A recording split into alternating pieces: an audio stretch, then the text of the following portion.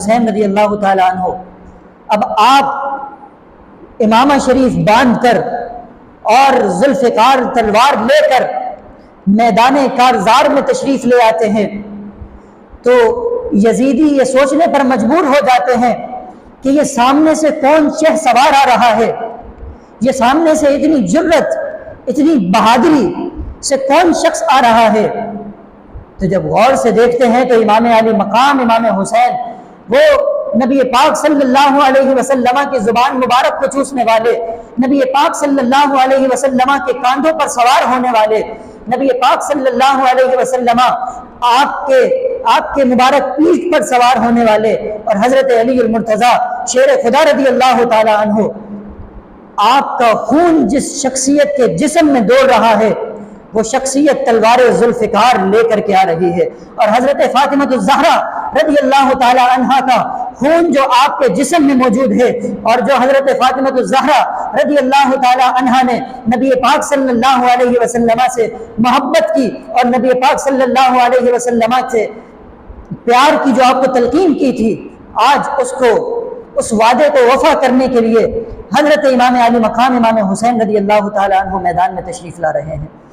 آپ جب اپنی تلوار کو بلند کرتے ہیں تو یوں محسوس ہوتا ہے کہ تمام کے تمام جرت مندوں کی بہادری اللہ تبارک و تعالیٰ نے اس تلوار کے اندر سمو دی ہے۔ یوں معلوم ہوتا ہے کہ امام علی مقام امام حسین رضی اللہ تعالی عنہ آپ کے وجود میں اللہ تبارک و تعالیٰ نے آسمان کی تمام بجلیوں کو جمع فرما دیا ہے، اور یوں امام علی مقام امام حسین رضی اللہ تعالیٰ عنہ دشمنوں کے مقابلے میں آ رہے ہیں۔ امام علی مقام امام حسین رضی اللہ تعالیٰ عنہ اس جرت و بہادری سے جب میدان میں تشریف لاتے ہیں، آپ نے ارشاد فرمایا کہ اے یزیدیوں، کہ تم مجھے پہچانتے نہیں؟ میں تمہارے نبی کا نواسا ہوں۔ اے یزیدیوں، کیا تم مجھے پہچانتے نہیں ہو؟ میں تمہارے نبی کا دلارا ہوں۔ اے یزیدیوں، کیا تم مجھے پہچانتے نہیں ہو کہ نبی پاک صلی اللہ علیہ وسلم آپ نے ہمارے لیے، میرے لیے اور میرے بھائی حضرت امام حسن مجتبیٰ آپ کے لیے اپنا ممبر چھوڑ دیا تھا۔ کیا تم مجھے پہچانتے نہیں کہ کاندھوں پر سوار کر کے حضور ہمیں مدینہ منورہ کی گلیوں میں لے جایا کرتے تھے؟ کیا تم ہمیں پہچانتے نہیں ہو؟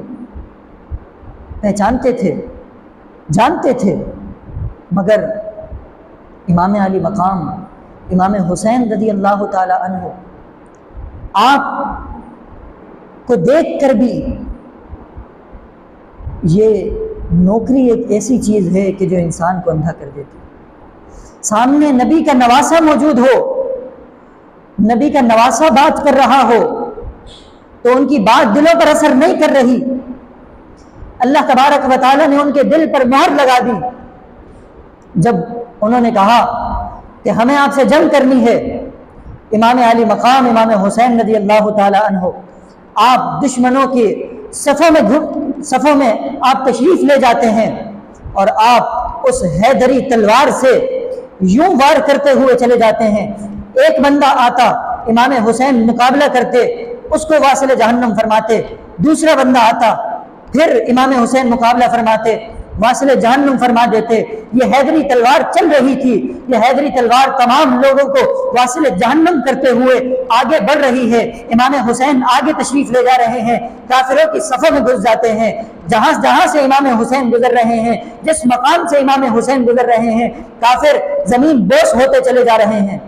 امام حسین رضی اللہ تعالی عنہ جب آپ کی یزیدیوں نے کہا کہ اب اس تلوار کو روکنے کی کوئی تدبیر اختیار کرنی پڑے گی، یہ تلوار جو حیدری تلوار ہے، یہ جس پر چلتی ہے، جس جگہ چلتی ہے، وہاں کفار و مشرکین کے لاشیں بچ جاتے ہیں۔ امام حسین رضی اللہ تعالیٰ عنہ کی یہ تلوار چلتی رہی، کافروں کے سر کٹتے رہے۔ امام حسین رضی اللہ تعالیٰ عنہ آپ نے یہ جو ذوالفقار تلوار اٹھائی ہوئی ہے، امام حسین رضی اللہ تعالیٰ عنہ کی اس تلوار میں کفار و مشرکین کے سر جدا کرتے رہے۔ امام حسین رضی اللہ تعالیٰ عنہ کفار کی صفوں میں گھس رہے ہیں، اچانک یہ تلوار رک جاتی ہے۔ یہ تلوار رک گئی۔ تلوار رکی کیوں؟ نماز کا وقت ہو گیا۔ امام حسین رضی اللہ تعالی عنہ کی یہ تلوار رک جاتی ہے، نماز کا وقت ہو گیا۔ آپ کے جسم پر تلوار کے وار موجود ہیں، آپ کے جسم پر نیزوں کے وار موجود ہیں، آپ کے جسم پر خنجر کے وار موجود ہیں، میرے امام کا کیسا وضو ہے؟ امام حسین رضی اللہ تعالی عنہ آپ نماز میں ہیں اور ایک بدبخت آپ کی پیٹھ مبارک پر سوار ہوتا ہے اور آپ کے سر مبارک کو تن سے جدا کر دیتا ہے۔ امام علی مقام امام حسین رضی اللہ تعالی عنہ آپ شہید ہو جاتے ہیں۔ امام حسین رضی اللہ تعالی عنہ آپ شہید ہو گئے۔ اس کے بعد امام علی مقام امام حسین رضی اللہ تعالی عنہ کے سر مبارک کو نیزے پر بلند کیا گیا۔ آپ کے سر مبارک کو جب نیزے پر بلند کیا جاتا ہے تو یہ وہ گلا ہے کہ جس سے حضرت فاطمہ الزہرا رضی اللہ تعالی عنہا کا جنتی دودھ گزرا ہے۔ یہ وہ گلا ہے کہ جس سے نبی پاک صلی اللہ علیہ وسلم کا مبارک لعاب اترا ہے۔ یہ وہ گلا ہے جہاں سے حضرت علی کے دیے ہوئے لقمے گزرے ہیں۔ حضرت امام حسن مجتبی رضی اللہ تعالی عنہ کے کھلائے ہوئے لقمے گزرے ہیں۔ یہ وہ گلا ہے کہ جس کو ان یزیدیوں نے نیزے پر رکھ کر بلند کیا، مگر یاد رکھو میرے امام نے وہاں نیزے سے پیغام دیا۔ میرا امام یہ پیغام دیتے جا رہا ہے کہ یاد رکھو جس کا سر دین اسلام کے لیے کٹ جاتا ہے، اتنے ہزاروں کے لشکر میں وہ سر بلند ہو جاتا ہے۔ امام حسین نے یہ پیغام دیا اور آپ کے لبھائے مبارک کو دیکھا جاتا ہے جنبش کر رہے، ہل رہے۔ جب غور سے سنا جاتا ہے تو امام حسین رضی اللہ تعالی عنہ اس وقت بھی جو حضرت فاطمہ الزہرا رضی اللہ تعالی عنہا آپ نے قرآن پڑھ پڑھ کے جو اپنے بیٹے کو لوریاں دی تھی، وہ قرآن امام علی مقام امام حسین پڑھ رہے ہیں۔ امام حسین رضی اللہ تعالی عنہ نیزے کی نوک پر آپ نے قرآن سنایا تو سر حسین نے نیزے پہ کی تلاوت قرآن، سر حسین نے نیزے پہ کی تلاوت قرآن۔ ارے یزید سوچ میں گم تھا کہ پھر کٹا کیا ہے۔ واقعہ کربلا، اس کے بعد جو نبی پاک صاحب الاولاق صلی اللہ علیہ وسلم کی شہزادیوں پر جو یزیدیوں نے ظلم اور ستم کے پہاڑ ڈھائے، امام علی مقام امام حسین رضی اللہ تعالی عنہ اور آپ کے رفقا ان تمام کے سروں کو نیزوں پر اٹھایا ہوا ہے، اور جو پاک بیبیاں ہیں ان کے جسموں کو سواریوں پر باندھا ہوا ہے۔ یوں لے کر اب یہ قافلہ شام کی طرف جا رہا ہے۔ امام علی مقام امام حسین رضی اللہ تعالی عنہ کا سر مبارک نیزے پر ہے۔ وہ ایک راہب آیا، اس نے کہا کہ میں تمہیں 10,000 درہم دیتا ہوں، مجھے ایک رات کے لیے یہ سر دے دو۔ امام حسین رضی اللہ تعالی عنہ کا سر اس راہب کو دے دیا گیا۔ اس نے آپ کے چہرے سے غبار جس غبار نے آپ کے چہرے پر مسح ہو کر اپنی قسمت کے ستارے چمکائے، وہ غبار وہاں سے ہٹاتا ہے، آپ کے بالوں پر کنگھی کرتا ہے، اور پوری رات نواسہ رسول امام حسین رضی اللہ تعالی عنہ کے چہرے کو دیکھتا رہتا ہے، اور وہ یہ بیان کرتا ہے کہ امام حسین کا سر مبارک جہاں موجود ہے وہاں سے لے کر آسمان تک نور کی شعائیں نکل رہی تھیں امام حسین رضی اللہ تعالی عنہ کے۔ یہ کرامت دیکھ کر وہ شخص کہتا ہے اشہد ان لا الہ الا اللہ واشہد ان محمدا عبدہ ورسولہ۔ امام پاک کا چہرہ صرف دیکھ لیا اس راہب نے اور یہ تعظیم کی، یہ ادب کیا، اللہ تبارک و تعالیٰ نے اسے اسلام کی دولت سے مالا مال فرما دیا۔ جب ابن زیاد کی بارگاہ میں حضرت امام علی مقام امام حسین رضی اللہ تعالی عنہ کا سر لے کر کے جایا گیا، وہ ابن زیاد اس کے پاس ایک چھڑی موجود تھی، اس چھڑی سے وہ امام پاک کے لبہائے مبارک پر اپنی چھڑی مارتا۔ حضور کے صحابی حضرت زید بن ارقم رضی اللہ تعالی عنہ آپ وہاں موجود ہیں، آپ نے فرمایا اے بدبخت اپنی اس چھڑی کو نیچے رکھ، میں نے نبی پاک صلی اللہ علیہ وسلم کو کئی مرتبہ دیکھا، نبی پاک صلی اللہ علیہ وسلم ان مبارک لبوں پر بوسہ دیا کرتے تھے۔ حضور کی آل کی محبت، حضور کے اہل بیت کی محبت، یہ ایمان کی اصل ہے، اور ایمان کامل ہی اس وقت ہوتا ہے کہ جب حضور کی محبت بھی ہو، حضور کی آل کی محبت بھی ہو، حضور کے صحابہ کی محبت بھی ہو۔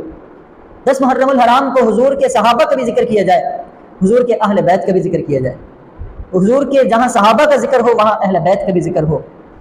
عزیزان محترم، باغ جنت کے ہیں بہرے مدح خوان اہل بیت، تم کو مجدہ نار کا اے دشمنان اہل بیت، اپنا سودا بیچ کر بازار سونا کر گئے، کون سی بستی بسائی اے تاجران اہل بیت، جن کے گھر بے اجازت جبرائیل آتے نہیں، قدر والے جانتے ہیں قدر و شان اہل بیت، قدر والے جانتے ہیں قدر و شان اہل بیت۔ اور بے ادب گستاخ فرقے کو سنا دے اے حسن، بے ادب گستاخ فرقے کو سنا دے اے حسن۔ کربلا رونے دھونے کا نام نہیں، کربلا جرت اور بہادری کا نام ہے۔ کربلا بیان کرنا یہ جرت اور بہادری کا کام، کہ کربلا ہمیں درس کیا دیتا ہے؟ کربلا نے ہمیں درس یہ دیا کہ جو سامنے جابر موجود ہو، کوئی ظلم کرنے والا ظالم موجود ہو، اس کے سامنے سینہ تان کر حق بات کس طرح کرنی ہے۔ لوگ کہتے ہیں کربلا امن کا درس دیتا ہے، کربلا امن کا درس نہیں دیتا، کربلا جرت اور بہادری کا درس دیتا ہے، کربلا استقامت اور صبر کا درس دیتا ہے، کربلا ظالم اور جابر کا حکم نہ ماننے کا درس دیتا ہے، کربلا اسلام کی سربلندی کا درس دیتا ہے۔ بے ادب گستاخ فرقے کو سنا دے اے حسن، یوں کہا کرتے ہیں سنی داستان اہل بیت، یوں کہا کرتے ہیں سنی داستان اہل بیت۔